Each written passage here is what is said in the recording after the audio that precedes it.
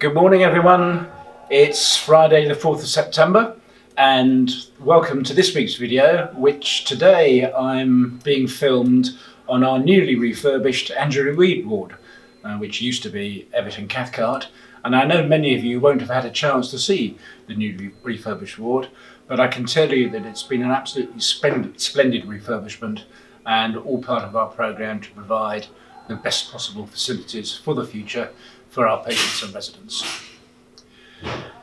Next thing I want to talk about today is last week you will have heard me in a way very sadly say farewell to Emily McWhirter as our Director of Nursing. This week I'm able to give a warm welcome to Della Warren, who has joined us as Interim Director of Nursing. She started this week, she's been in the hospital this week.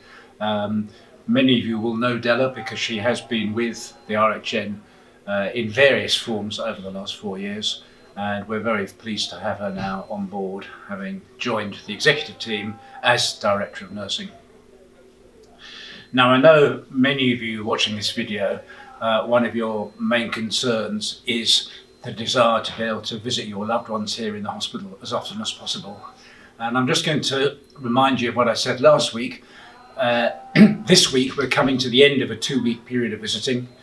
We now go into a 2-week pause where again we test all our patients to make sure that there hasn't been any infection. But as I said last week, we know that you do want to visit more often, and we are actively thinking about how we might be able to change the visiting schedule so that you can visit more frequently. It will still be controlled, it has to be controlled. We've got to keep infection out of the hospital, so we're unlikely to return to open visiting anytime soon, but we will try and increase the frequency, and I hope to be able to say more about that this time next week. The last thing I want to talk about is, and this is really very much a message for staff, of course all our staff, but particularly those who have worked on the front line during the COVID crisis, have experienced all sorts of pressure and stresses and so on and so forth. And we are very keen to provide support for anybody who is particularly feeling stress at this stage of the crisis.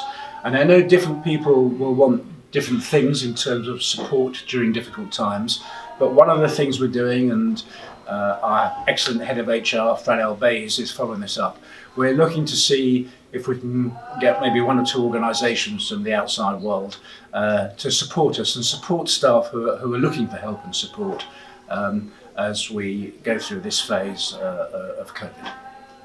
So that's all I have to say for this week, and I look forward to giving you another update next week. Thanks very much.